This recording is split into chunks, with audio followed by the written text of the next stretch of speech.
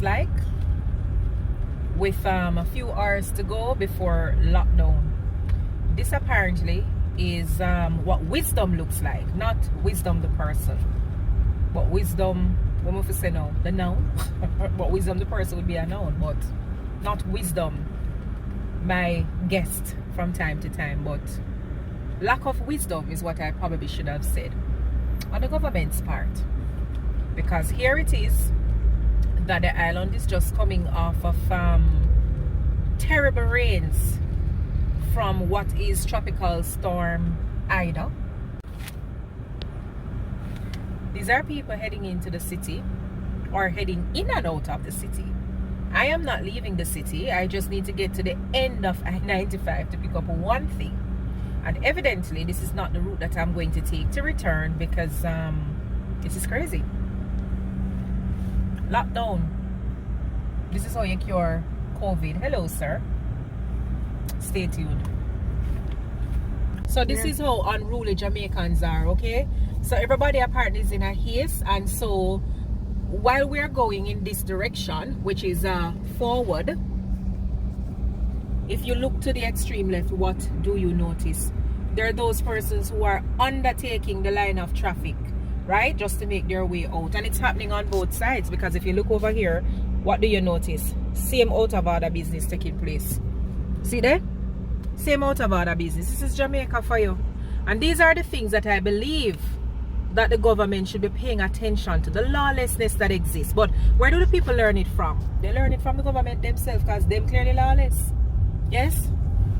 They are clearly lawless, because when you can talk out of two sides of your mouth, what goes for the goose doesn't go for the gander. It's the same thing out here. What's going for me now, driving and obeying the law, understand I'm in traffic, it's going to take me forever to get to where I'm going, but that's okay.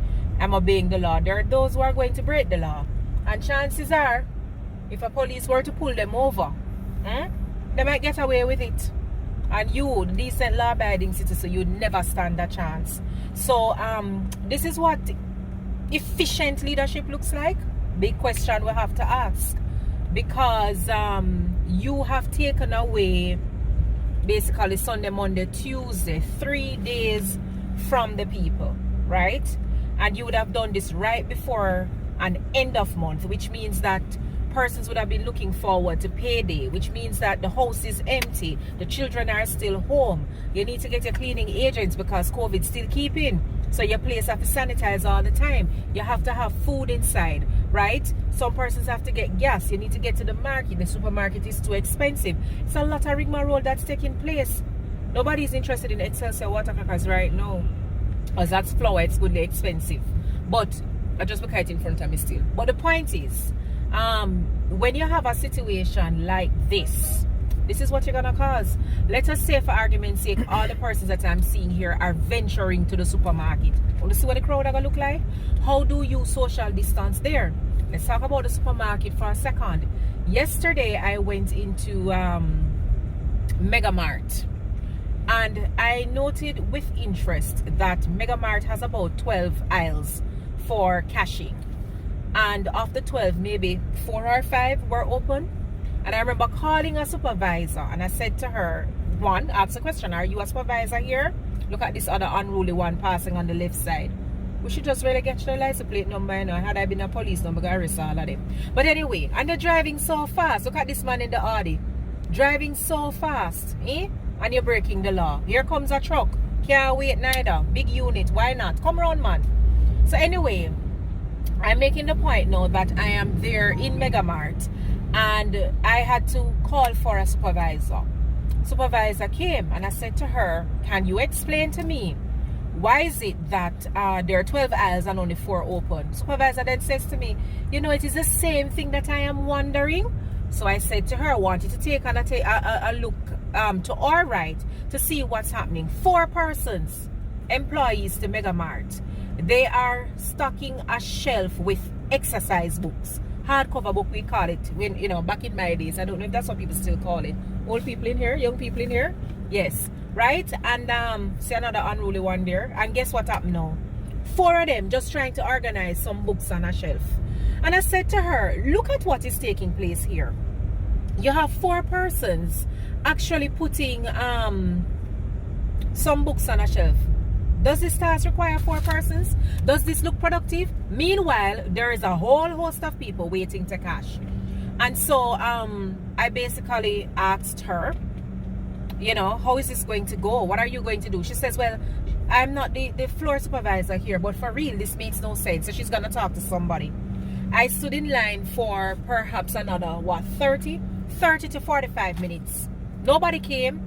None of the other supervisors opened the lane and said, okay, they're going to cash. So when I got to the front, one of the cashiers needed to call another supervisor or manager. And I pointed out the same thing to her. And it's as if this lady, I don't know. She's going to say to me, they're short staff. I said, but if you are short staff, how is it that you have 4 people organizing a book on a shelf when everybody know that school not opening face-to-face September morning? So nobody not really need to rush and buy no book. Because everything you're going to be doing, more than like you're going to be doing on your computer. You could have probably used some of the same textbook we did buy from last year, because guess what happened? 90% of the students were not writing notes in a book. You know what I mean? But just as I said, one of the biggest issues that I find in Jamaica right now is the fact that too many persons are being paid thousands of dollars monthly or millions of dollars annually, and at the end of the day, they're not bright people. And when I say bright people, I'm not talking about those persons who may have had all the letters of the alphabet behind their names. Those are not the people that I'm talking about. Bright people, according to my definition, are those individuals who can solve problems. In other words, you are a functional member of society. If you can't be functional within society, then you're not bright. If you're not functional in society, you are definitely not bright. You must can. Right, so as I was pointing out to you before, it doesn't make any sense you're going to say that you're bright. Doesn't make any sense you're going to talk to me about all the qualifications that you have on a paper if it is that you are unable to solve problems. Bright people solve problems, right? So if you are a manager or you are a supervisor in a store and you see a crowd, and your fellow manager will have the audacity now to say to the crowd that's in there, hello people, please remember to social distance. Hello, we should charge you citizens arrest. We should arrest you. You know why? Because your actions or lack thereof is what would probably lead to somebody maybe contracting COVID. Why? Because you did not see the need as a manager to put the necessary mechanisms in place to solve the problem that is current in your place. This is the Jamaica we're living in, and it happens at all levels of the society. I don't know about you, but I know for sure that I am sick and I am tired of all the madness that I see happening around. If you must lock down, let it be that it's a case in which you're giving your citizens ample notice. Not 2-day notice for the vengeance weekend. That don't make sense, right? You need to give the people ample notice. Look, I am asking you to take this 1 week or this 2-week period to stock up on things for a period of X, because this is what we're going to have to do. People will understand that, but people can't understand when you hold them hostage. When you were the same one who did fly the gate for persons to go and party. No, I know there are those persons who are watching this vlog who will say, but the entertainers want to make some money too, etc, etc, etc. I totally get that. But if at the time that these entertainers would have made money, if the risk would have been greater, that would see us now being in a worse off position. Mighty God of Daniel, better we go down and knee city and pray and ask God to deliver we. Which is another point, and this is my final point.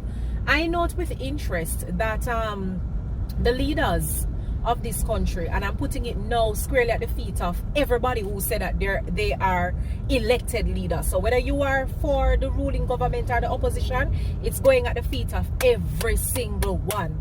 It's a composite thing now. Jamaica has so many churches, you know, probably we have the most churches in the world. I know that's not factual, but I'm just saying, exaggerating now to say, you know, the number of churches that we have here. And yet this thing is happening left, right and center, and at no point in time am I hearing persons coming together to say, you know, say, no matter when man or do, man can't solve this because God is in control. How comes we not get together and have 3 days of lockdown for 7 weeks, or 7 days of lockdown for 3-week period, or 3-day interval, whatever this arrangement is, to pray? Not even that we not here. Not even that we not here. We not ask for divine intervention. But should I be surprised? I shouldn't be. Why? Years ago, I remember when crime was out of control, and when I am comparing that time to now, if I thought that that was out of control, I don't know what I would use to describe our current situation. But I remember back then, a particular politician had said, I think it was Peter Bunting, who had said, we need divine intervention. And I will never forget that members of the Jamaica Labour Party laughed the man to scorn, made a mockery of him. I remember in one instance, I think he was Minister of National Security, and if I remember correctly, it was so bad that tears fell from the man's eyes. And you know what they said? He's asking for divine intervention. How is that gonna help us? You know, what he needs is to come up with the strategies.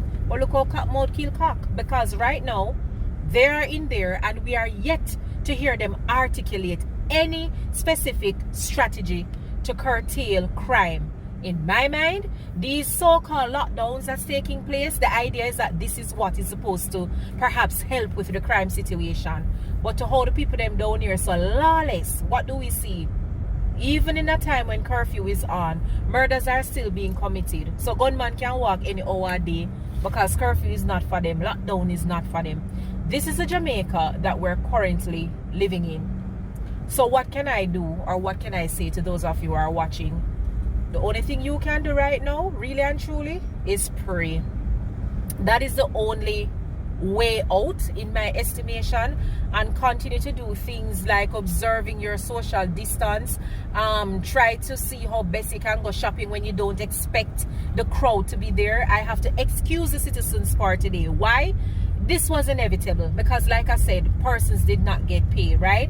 Make sure you're sanitizing. Make sure, most importantly, you're wearing your masks, whether you're vaccinated or unvaccinated. And a word to the wise, those persons who may be vaccinated, stop quarreling with those who are unvaccinated. People still have a choice. People still have their own rights, and if it is not befitting to them, it's just not befitting to them. It's not at a point in which this is compulsory. It's not at a point in which it is constitutional. So stop allowing the bigger heads to cause you to be in a war with your brothers and sisters. This is above you. So anyway, that was my 2 cents on the current situation plaguing us as a people.